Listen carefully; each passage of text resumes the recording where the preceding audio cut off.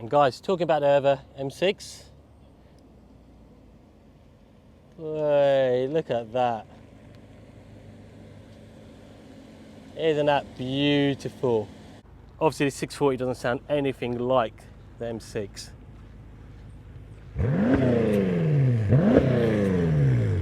But what a nice little appearance. Hello guys, Bobby Drives there. So today I've got my new BMW 640 diesel. I bought it a few months ago, so I thought it's time to do a full in-depth review on it. I'm going to be going around, check all the features from the inside and outside, talk about why I bought the car and how it's been like for the last few months. If you are new to my channel, don't forget to subscribe, do hit the bell notification button so you'll be notified for my new videos. Smash the likes button if you did like it does really help me. And don't forget to follow me at Bobby Drives.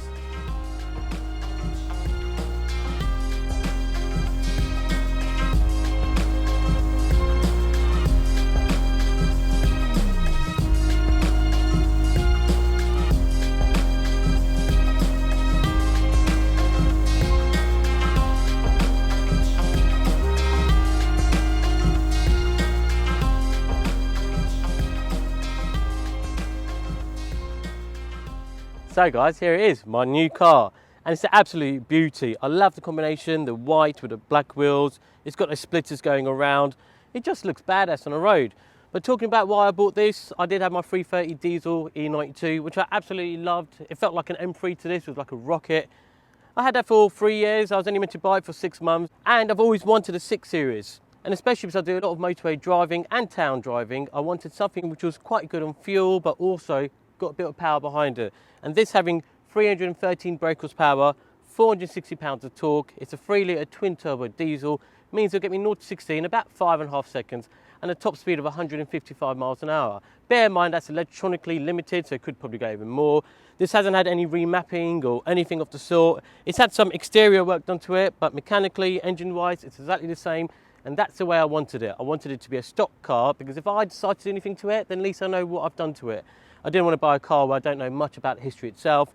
Talking about history, guys, this car's got full BMW service history, and that's what I love. You know, it's come from BMW, they've serviced it, they've looked after it, and that's why it drives so well. This drives so comfortably. And talking about comfort, guys, this car feels like a boat. This being the flagship, or like the highest of the BMW's ranges in terms of 6 Series, albeit the 8 Series has come out, it just feels lovely. The best way to explain this, it actually feels like Mercedes CL500 that we owned. We had it for quite a few years. You can see there's an 8 Series going past. See that? 8 Series in white with black wheels, a 6 Series white and black wheels. What are the chances? But sorry, carrying on. We've owned a few Mercedes CL500s, and I'd say they're the epitome of like Mercedes and luxury and comfort. This actually feels like that. When I drive it, it reminds me of the CL500 that we had. Super comfortable, super luxurious. It actually makes you want to drive the car a bit slower. You're not inclined to put your foot down like I felt with my E92. With my E92, it honestly felt like an M3 compared to this. It was nimble, it was small, it was agile, it was quick. Don't get me wrong, this car's super quick, but this is a Grand Tourer. You know, I just went to Brighton recently. It's only about, what, 100 miles from me, but I loved it. Got there so quickly, didn't have no aches or pains, and I just felt like, yeah, I've driven in a good car. So this is a great GT. If you're going across the UK, great car to go in, and you'll be super comfortable. Yes, if you've got children, the back's not the best because those rear seats, which I'll show you in a minute, are absolutely tiny. You can't fit anyone in there. So if you do have children, I'd recommend you get the Grand Coupe, because not only do you get 2 extra doors on the back, you do get a lot more space in the back. So for 4 people, it's generally quite comfortable, and you still have a big boot. But if it's just you and your partner, or you and a friend, and there's only 2 of you and you go for a long drive or whatever you want to do, the Coupe is stunning. And quite frankly, guys, I actually prefer the look of the Coupe. I do love the Grand Coupe. It does seem sometimes a little bit wider and a bit longer. Well, it is a bit longer actually, in fact. But this, just the proportion of it is great. And like I said, for 2 people, phenomenal car. It is quite sad though that they've stopped making a 6 Series. It all begun back in the 1980s when you had the E24 and you had the M635i. It had 280 brake horsepower back for the mid 1980s, so it was still quite quick. Then in the mid 2000s, you had the E63 6 Series come up, which we owned. We had an M6 and one of those for about 10 years. Absolutely lovely car, really expensive to run. And that went all the way up to 2011 when the F13 came out. So this is the 3rd generation effectively, and it's the last generation. So you never know, they might start to become collector's cars, because again, it is really good on fuel. It's a great looking car, and it's the last one's made. Now they've all moved on to the 8 Series. 8 Series is lovely. I mean, I'm still getting used to it because it's so futuristic. But it's a shame, guys, this is the last of the 6 Series era, and I absolutely love this particular one. And the reason why I like this particular one is of all the extras it's got, which I'm going to go around. But the first thing, guys, you've got full adaptive LED lights at the front. You've got the panoramic roof. I've got the Bang & Olufsen sound system where the front speaker comes up.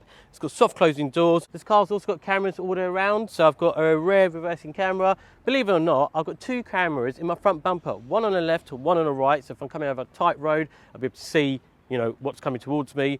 And I have another camera on my windscreen, which gives me a bird's eye view. So if I'm parking in a really tight space, I can actually see this car from the top. And it just makes parking so easily. So yeah, there's a lot of extras in this car. And besides that, it's the combination of the Alpine white with the 20-inch black wheels, with those Maxton splitters. I bought it like this, guys. I haven't done anything to it. I don't intend to change anything on it or enhance it anymore. And don't forget, guys, we also do have an M6 F13 in Santorini blue with white leather, 560 brake horsepower. That's like a super rocket. If you want to watch that review, click up here and you'll be able to watch that. But it's nice. We've got 2 6 Series. We've got the diesel 640D and we've got an M6. Can you believe it? Now, let's talk about running costs. So guys, I've had this car for about 2-3 months, so I can't give the best analysis on this, but so far, it's been cheap to run. I pay my road tax monthly, and it's about £15 a month, so I think that's super cheap. It's even cheaper by, I think, £3 in my E92 330 diesel. To full tank this, I've done a few full tanks, and it's been roughly around £95. But with that £95 full tank, you know, if I'm in town, it might be around £450. If I'm always on a motorway, it might be about 550 miles. But on average, I'm getting about 500 miles on a full tank. I mean, that's just brilliant. I had an M3 E46 years ago, and on a full tank, I'll get about 220, 230 miles. So having this and having, what, over 500 miles, I'm super happy, and it's super fast. It's great. So on average, guys, this car does say you should get about 40 to 50 miles per gallon. Truthfully, I'm getting 36 miles per gallon, so it's actually not that far off from what BMW specify. 36 miles per gallon, it's a mixture of motorway driving and town driving, so far it's been great on fuel. I haven't even thought about tyres yet because these are 20-inch alloys, so when the tyres come to replacing, they are about 200 to 250 pounds per corner. Luckily, they've got good tread on them, so I think for the next 10,000 miles, I'm okay. So let's talk about some of the features around the car. So as standard, this car does come with 19-inch alloys, but this car actually has 20-inch alloys. They are 5-spoke, they are sprayed in black. I believe the previous owner had them sprayed in black to go with the whole black and white theme. On the quarter panel, you do have your indicators, which are integrated, which is really nice. And also, guys, this strip here should actually be silver or like chrome. But the previous owner wanted to completely dechrome it, so he's made it go all black, and I think it just looks really nice. Another thing to mention, guys, I was talking about cameras in the front bumper, and here's one of the cameras. Funny enough, a lot of people ask me, did you replace your parking sensor and you didn't get a white one, you put a black one, that's what stands out. No, guys, if you see in 6 Series and the sensor on the right and the left looks black like that, that means it's got a camera in it. So this is what gives me the 360 degrees parking view. I also love how the rear reversing camera is actually hidden behind the BMW logo. Look, you can just see the camera just there. How cool is that? To the front of the car, what I really like are these LED adaptive headlights. Now they are super special, they're super expensive. I think they're like a £3,000 extra. If you didn't have these lights, you just get normal, which is still nice, round xenon lights with the angel eye. But these are also round, but on the top and the bottom, they've got like a flat profile. They are adaptive, so if I'm going left or right, the lights turn with me. If I'm going up a hill, the beams will go down. They are just super bright, and I love that you still got this orange light on the side. Still gives it that European dub look, and just above it, it still says BMW Adaptive LED, so you know these are special lights. And one thing I'll say, guys, when you see a 6 Series with these lights on them, it just transforms the front of it. It just makes it look so much more superior and a better 6 Series. Absolutely love them, and yeah, they really do light the road really well. It's got some cool technology in them. Let's say if I'm driving on the road at night and someone's driving towards me, it will actually block out certain parts of the light so it doesn't dazzle them when they're driving towards me, so it makes it safe for other people as well as me. Now personally, guys, I'd probably say the rear of the car is the best angle of this car. First of all, I love these really wide LED rear lights, and they are super bright, super cool. But I just love the wideness and the flat profile. Tell me if I'm wrong, but I think this just looks the nicest part of the car. You do have twin exhausts. You've got one exhaust on the left and one on the right. You've got the shiny black rear diffuser. One thing I haven't really mentioned, guys, is the splitters all around the car. So you see you've got this Maxton design splitters to the left and the right. I'll show you the side ones and I'll show you the front as well. but it just makes the car look a little bit more lower and wider and looks a bit more cooler. Also, you'll probably realise the stance of the car seems quite wide. It's because the previous owner has actually put spaces on the wheels. So the wheels stick out literally about that much, just, well, about half an inch they stick out. So it makes the car look a little bit more wider, gives it that low profile, and that's why I think it looks so badass. I love it the way it is. But what I'm going to do, I'm going to start the car, even though it's a diesel, it is a twin turbo, so I thought I'd start it and let's see what it sounds like. Oh, and one thing to mention, guys, the previous owner did put a carbon fibre spoiler on the top, and I don't know if it's real carbon fibre or not, but it looks apart, it looks quite nice.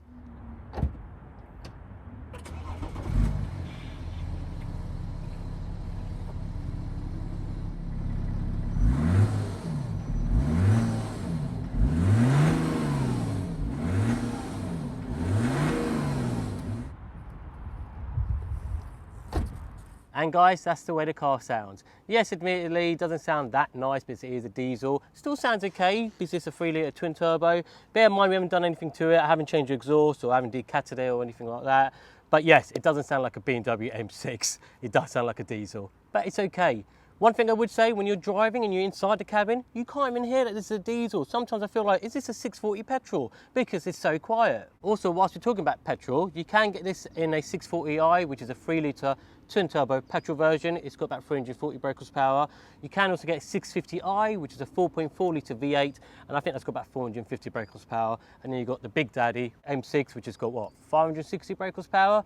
Beautiful car. Bear in mind, the 650 and the M6 are both V8s, whereas these are straight 6s. Another feature which I really like, which exudes the luxury in this car, is the soft closing door. So if I open them, I don't have to push it the whole way. I can just push it slowly, and the door goes in itself. So I'll do that one more time. So I'll open the door, push it slowly, and it sucks it in for me. I also do love the attention to detail from the previous owner. So guys, this strip here on the door handle is normally like chrome, like a silver finish. He even got these coloured in, well, wrapped in black, so there's literally no chrome on the car. Thumbs up on that, I really like it. And the same goes with the whole frame around the car. Now, the previous owner didn't do this. This comes from BMW direct like this, but all of this is all black as well. So it just makes it look a little bit more mean. So guys, just to show you the splitters, so they run on the back of the car, all the way down the side. And then also you've got splitter on the front of the car, just there. And it just makes it look a little bit, well, it gives the illusion that the car is sitting a bit lower to the ground, even though it's not. The suspension hasn't been touched, the suspension is stock. But if I come back, you'll see it gives that look that the car is a little bit lower than what it actually is. This does also come with a panoramic roof, again, which is quite a rare extra to get in these. It does let a lot of light in the cabin. But the thing is, which I find really annoying, guys, that's the maximum this roof opens. It doesn't slide back, or it just tilts up, literally. That's all it does. And I don't know if that's with all 6 Series, but I really did wish they did slide back. I mean, it's got the space for it. So guys, now we're inside the car. I thought I'd talk about a few features inside. First of all, like I said, it's a GT, so for the front 2 people, it's absolutely great. You've got loads of legroom, loads of space. In the rear, the passengers are going to suffer a bit, unless they're children. But yeah, just talking about this whole cockpit. So first of all, I've got a nice multi-function steering wheel. Coming to the center cockpit, it's a 8-speed automatic gearbox. I've got automatic handbrake, auto hill start, so if I'm on a hill, whether it's down or upwards, if I press that, it'll hold the car exactly where it is. To the right of it is where the cameras come into play. So I've got a reverse parking camera. If I press the button above it, it will turn on my front 2 cameras in my front bumpers, whether it's the left one or the right one. Now that's really good. Let's say if I'm coming out of a really tight road, and don't forget this has got a really long bonnet. If I can't see what's coming from the left and the right, I press that button and it gives me a brilliant view, so I can actually see what's coming from the left and right. Also, if I go back to the parking button, if I press that again, it will give me a bird's eye view of this car. So effectively, it's like having a camera on top of this car, so I can see exactly where I'm parking. Brilliant for tight spaces again. Another thing is, guys, this car actually has parking assist. Now, I haven't tried it yet, and I'm in a car park, so I should give it a go. But apparently, I've watched some videos. If you come into a car park and it identifies parking bays, or if you're about to do parallel parking, this car, you just put into reverse, accept OK, and it will start parking for you. Moving on from the camera buttons, if you go just up a little bit where the gear knob is, to the right of it, you've got this button where you can go from eco to comfort, Comfort Plus, Sports and Sports Plus. Now this actually does have adaptive suspensions. I didn't realise that not all 6 series have adaptive suspension. And what's really nice, guys, when I put it into Comfort Plus, it just makes the steering wheel so much lighter. The accelerator a little bit more longer to respond. It just makes it a bit more of a cruiser. But as soon as I put it into Sports or Sports Plus, it stiffens up the suspension, the steering wheel, the throttle. It just makes everything more agile, more responsive, and it actually makes it feel more like a BMW. Also, the dampers on this car are brilliant. There's a specific bump that I go on the way back to my house, and in my 3 Series, the back would like fly up. Whereas when I go with this car over that bump, it just squats to the ground. It sits nice and tight, so it's got really good suspension. It is stock, it hasn't been changed. The only thing which has been changed, actually, the previous owner changed the brake discs and the brake pads to Brembos, so it's got upgraded brakes. Again, for this car being close to 2 tons, it's good to have really good brakes on it. Just above that, you have another button to turn off your traction control. One thing to notice, guys, if you put this car into Sports Plus, it automatically does tame your traction control. It doesn't take it off completely, but it reduces it by 50%, so you can actually feel the car a lot more, but it won't go spinning to the point that you just lose control and crash the car. But also talking about the gear lever, it's not like my old BMW where I could just press the button and it'll just go back into neutral or drive. This is all automatic, so I press the side button and it go up to reverse, neutral, down to drive, and then left to be in manual mode. But the point is, the lever always stays in the middle. It doesn't go down or doesn't go up, or it does go up, but it comes back into the same place. Just above the gear lever, you do have storage for 2 drinks, and they actually are quite big cup holders, so that's quite a big bottle. I think it's 750ml. Stick it in there and it fits in nice and comfortably. Even if you've got a litre bottle of water, it will fit in there. Just above that, you do have your dual climate control, so the passenger to the driver can have different temperature. But what's also good, the passenger can have different fan speeds to the driver, which is quite rare. Not many cars have that. It's always dual climate control, but the fan speed is the same for both. But this one, it can be individual. That can be really soft. This can be really powerful. Also, they both are heated seats. They are literally adjustable with memory. So if you've got 2 drivers driving this car, you can save the seating position so you don't have to come in and faff around with it. Just press a button and it goes back to your driving seat. Just above your dual climate control, you do have your CD player and your mode for radio or DAB. The good thing is this does have wireless connectivity to your phone, so you can play your music via Spotify wirelessly. Unfortunately, this car doesn't have Apple CarPlay. I probably can get it fitted, but just haven't done that yet.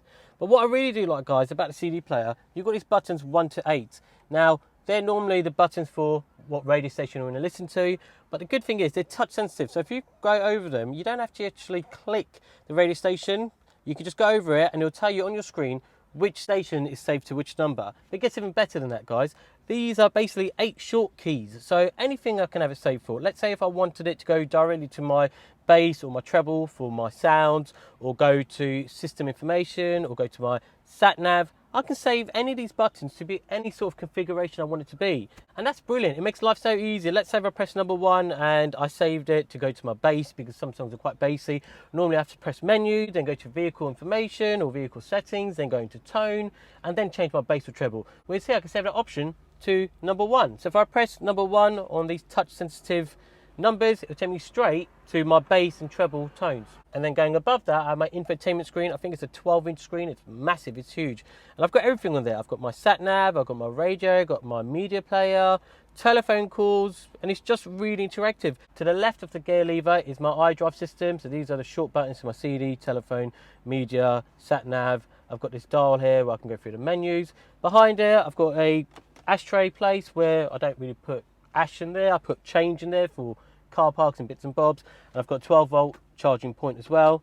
Now, storage wise, guys, this is quite funny. So your glove box effectively is this, because this is where you lock it from. You don't lock your glove box as you would traditionally, and you still do have a glove box, but it's not that big. Whereas if I press these buttons, and bear in mind, guys, they open up individually, so that's 1 and that's 2, and there you've got loads of storage. I've got a USB port, I've got auxiliary port, I've got another 12-volt charging point.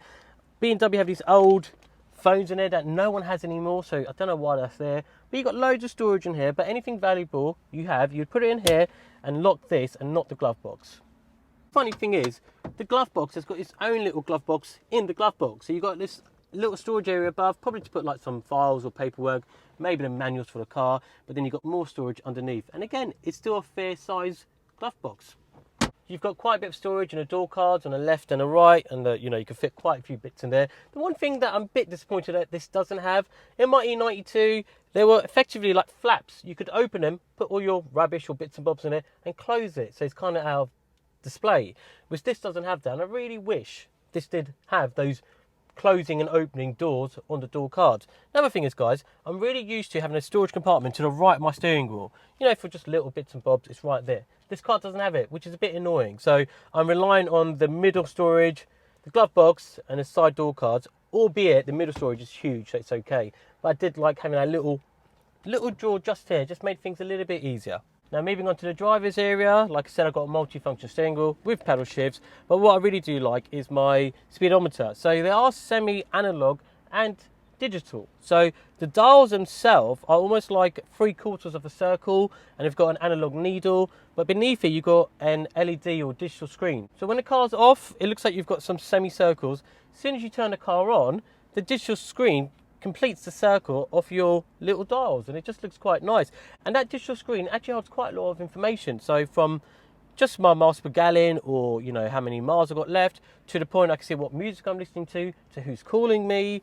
What I also like, if I go from sports to sports plus or eco, the bottom digital screen changes a little bit. It becomes a bit more blue, so I know I'm in eco mode, and it'll show me how much petrol or diesel I'm saving. But it gets even better, guys. This car actually has heads-up display, so when I'm driving on the road, I don't even have to look at my speedometer. If I look through my windscreen, I can see exactly what speed I'm doing. It also tells me what is the speed limit for that area. I can see my indicators left and right. If someone calls me, it comes up on that screen. I can also press this call button, and it'll give me a list of people that I can call on that screen. And also, if I'm going through music or radio, I don't even have to come to this. I can look at my heads-up display, and it'll tell me what radio station I listen to. I can scroll down with these little scrollers on the steering wheel and click onto another radio station. Everything basically is on that heads-up display. And also I forgot my sat-nav. So when I've got my sat-nav on, again, I don't even have to look at the screen. It comes up with actual pictures, not only just writing and arrows. Let's say I'm on a motorway, it will come up with a picture that shows me that you've got to go in the left lane now to get off the motorway. So it's a really comprehensive screen, and I like that this has got the upgraded heads-up display. But at a touch of a button, I can also turn it off, so I can just press this button, and now I've got no heads-up display. Don't know why people do that. I always keep mine on. This car also has a start-stop button, which most cars have nowadays. Also has the benefit of a panoramic roof. Now, unfortunately, like I mentioned, it doesn't slide back. It just tilts up. It's a bit of a shame. It could have gone back. But it's really nice that I can get a lot of light in this car. Another extra this car has, which is like a £4,500 extra, and it's really hard to find them in the 6 Series altogether. This has the Bang & Olufsen sound system, and it just sounds incredible, guys. It's super bassy, super trebly, but the nice thing is, as you turn it louder, it doesn't start to distort. I mean, I turn it really loud every day, and it was just so crystal clear, no distorting. And the thing is, I had to stop from turning it up. I kept on turning it up, and it kept on going more and more and more and more. I didn't even get to the limit, to the point that I thought I might blow these speakers. So this goes really loud. The clarity is superb, and it is the Bang & Olufsen sound system. And the nice things that you get with a Bang & Olufsen sound system, normally you have speakers here which are just black. If you have the Harman Kardon speakers, you get a little silver plaque here which is Harman Kardon. But this being the Bang & Olufsen system, this whole speaker here is silver, and down here it's silver. And what's really nice, guys, they all illuminate at night. So if you've got a normal sound system, you don't have these lights underneath. You do have the normal orange lights which run underneath the door and in the back, but this has lights underneath this speaker, in the rear, and most importantly, guys, you have a speaker on the dashboard, and that speaker actually rises. So as soon as you turn your music on, that speaker rises. As soon as you turn your music off, the speaker goes back into its little house. It's so nice. And what I really like about it too, it also has a light which goes around it. So it's just those extra little features which make this car feel a little bit more special than a normal 6 Series. I mean, when I'm driving at night, guys, and I've got these orange lights here and these white lights, it just creates a really nice ambience in the car. Also, the steering wheel is electronically adjustable, and it's so brilliant. When you program your driver's seat, it will also save where you kept your mirrors and your steering wheel. So as soon as you press just one button on the side of your driver's seat, it will move your seat and your steering wheel to where you last saved it, and where you saved your wing mirrors. Such a clever system. So guys, that brings us to the end of my review. I hope you've enjoyed it. I absolutely love this car. I'm still getting used to it. Like I said, it's only been 2-3 months that I've had it. I did go for my 330 diesel, so this is quite an upgrade. Bear in mind, we still do have the M6 in the family, which I do love, and it's nice that I've got a plus 500 brake horsepower 6 Series, and I've got 313 brake horsepower diesel, which is quite good for my motorway journeys. But overall, guys, if you are looking for a 6 Series, the price that you can pick them up now is unbelievable. These started brand new around like £70,000, and you can pick them up for like around 15,000, 20,000 for maybe a facelift version. But yeah, I got mine at a really decent price, full BMW service history. It's been well looked after, and I thought it's about time I get my new car. So yeah, guys, that's the end of my review. Hope you did enjoy it. If you are new to my channel, don't forget to subscribe. Do hit the bell notification button to be notified for my new videos. Smash the likes button if you did like it. It does really help me. And don't forget to follow me at Bobby Drives. So until next time, guys, keep safe, and I'll see you then.